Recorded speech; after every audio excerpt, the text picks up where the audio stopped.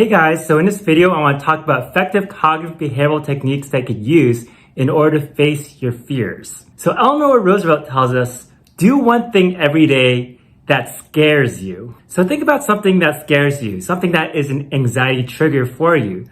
So for me in the past, that was to do public speaking.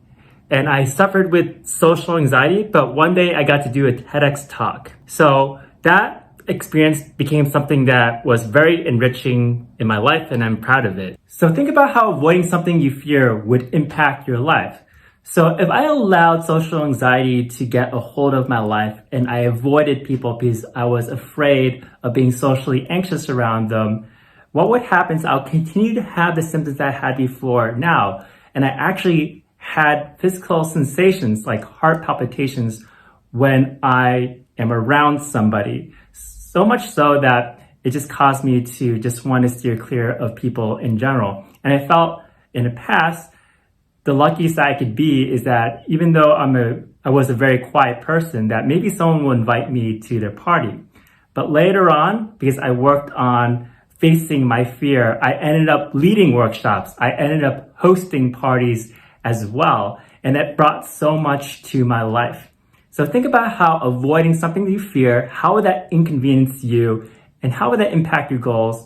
And what would conquering that fear, what would that bring to your life? So everyone has a fear center of their brain that could go off when they're really anxious and could feel like it's hard to control because it's part of the nervous system. We're just responding to that fear center in our mind.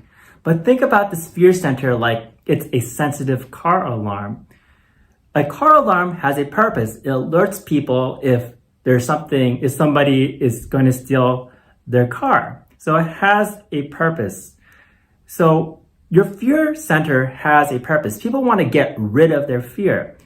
But if you try to think about it that way, I just want to get rid of my anxiety, I want to get rid of my fear, that is not going to be very helpful to you because that is not going to be a very useful goal. Instead, what you want to think about is that you want to recalibrate your fear center so that it is operating at a healthy level. It's helping you be able to detect what really is dangerous, what is not actually dangerous. You want to take that car alarm and you want to desensitize it, but to the extent where it's still working for you in a helpful kind of way. So let's take an example of approaching a spider, right? So say you have a type of spider which is not harmful at all, but your fear center just goes off when you see a spider. First, what you do is that you may look at pictures of spiders, then you might start to approach a spider, and then maybe even hold a spider in your hand. There's a process you could use in order to retrain your brain one step at a time. And this is what I'm going to talk about here. The reason why telling yourself, I don't want to be anxious, I don't want to be fearful over and over again, that's not going to help you because that's actually going to amplify your fear and your anxiety. You wonder why you can't cognitively control it. In order to change your fear center and desensitize the alarm, you want to take reasonable actions along the way to challenge the fear. You don't want to just use your mind in itself. You want to take systematic action. So think about retraining your brain like any kind of skill. For example, playing sports. In the beginning, when you try to hit the ball, you're not going to hit the ball at all. But over time, when you practice, you're going to be better at being able to hit the ball. You're going to have days where you miss, and you have your off days, you have your good days. But overall, you're going to get better and better. It becomes more intuitive and more natural. So facing your fear is the same thing. For some reason, when it comes to human psychology, we do not think about it like any other skill. We might, for instance, face a fear just once and see that we fail and we just have a very strong reaction and we don't try again. We just think that we completely failed. No, you practice over time, and over time, your brain will change. It will get better and you'll become less fearful or anxious, or even if you do have an anxiety response, you feel more confident in being able to face your fear. So I'll give you an example from my own life. So I was deathly afraid to say anything in class. And in fact, during class, when I felt like I had to participate or was going to participate, my heart would just go off like this really strong and I'll just get really nervous. So I would not participate. But what I did was that I saw somebody who would contribute to a group, and when he rose his hand, he didn't even have anything to say in that moment. He did not prepare anything in his head. So he would kind of just pause for a moment. It'll look kind of silly, but then he'll just come up with something to say. And he would even ask good questions that way. So I decided to model myself after him. And I told myself, no matter what, I'm just going to raise my hand. And at first it was hard, but then I did it. And when I did it, I didn't even have something in my head, but I learned to just formulate something in the moment. And later on, I find that when it comes time for participation, my hand would just shoot up and I would not even notice it. It would just go up. It just became so automatic, this action, that when it just came time, my hand would just go up like that. And I just would have to come up with something to say in that moment.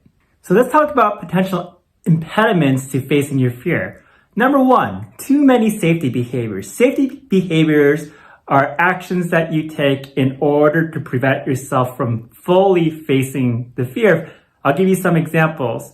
So you might avoid places that cause you anxiety, or if you are socially anxious, you stick by your partner as a form of safety, as a crutch, or you would keep checking your text over and over again before you send the text. So these are examples of safety behaviors. What safety behaviors do you practice? Another impediment is when you're facing your fear, you jump in too fast, you're all in trying to face your fear, but what happens is that you could get overwhelmed by that experience. It could become too intense. You might need to recover from it afterwards.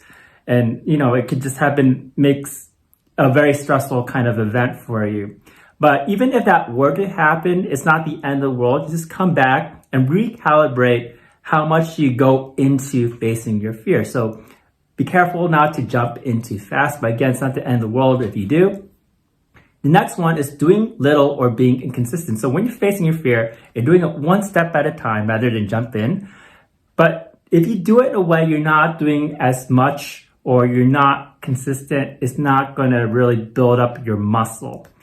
Next one is leaving when the anxiety increases. So when you're facing your fear, anxiety's up here, you want to wait until it decreases because then you are building that muscle. You're learning to desensitize your anxiety. So think about some things you became desensitized to before in your life. Things that you've gotten good by practice, right? It's good to look at past examples of success. What was that and how did it make your life better? Now I want you to take a look at this really cool exposure exercise that was created by the University of Michigan. And what you do is you focus on an area in which you want to conquer your fear in. And you want to list different activities that you could do in order to face that fear. And on the right, you give it an anxiety rating. So on a scale of 0 to 10, 10 being this is something that makes you deathly afraid, deathly anxious, and 0 being not at all, where is it on that scale? So you can see whoever filled this out had a very similar issue as I did, which is fear of public speaking or fear of doing something that's pretty social here. And what you do is you go for the thing and practice what is at an anxiety rating of 5. The reason why is that you don't want to jump in too much, as I said before, and go for something that is too overwhelming. So 5 is a nice sweet spot, but you also don't want to under-challenge yourself either as well. That's why we're not going for 3. After you work on that, you want to go up the hierarchy. You want to face the thing that's at a 5. Then you want to face the thing that's at a 6, then at a 7, then at an 8. Sometimes we try to think too far and we think about, I need to get to a 10, right? I need to just get this anxiety thing over with. I want to just completely conquer my fear, but it's really one step at a time. Don't think about the 10, think about the challenge that is right in front of you. Take things a step at a time and you'll be well on your way. So remember, as I said, anxiety increases before it decreases. So when you work on your anxiety, remember when you're facing that fear in that moment, wait until the anxiety decreases because That's how you know that you have sufficiently stretched yourself. And then you could take a break and relax and then come back to facing your fear again. And move up that hierarchy. And as you do so, practice. Remember, inconsistency is not going to help you. Consistency is going to help desensitize the fear center. And you also want to lessen the safety behaviors systematically over time and really lean into your anxiety. And I believe if you follow this process that you will be able to conquer your fear, because I've seen people be able to do this before. I worked with people who were able to do this, and I've seen this happen for myself. This is an evidence-based cognitive behavioral approach that really works. I'll give you an example. So when I was practicing for my TEDx talk, I was still having social anxiety. And I remember my jaw was like really intense and tight. But I practice, and I remind myself to just let yourself speak and allow things to flow a bit more. And even though I felt like looking back at the TEDx talk, there's more that I could have done, right? But I'm still very proud of myself for what I have been able to do. And something that's going to help reinforce your motivation along the way is that when you have one small success, you conquered, so not conquered a whole entire fear, but you've taken an action and you're able to succeed.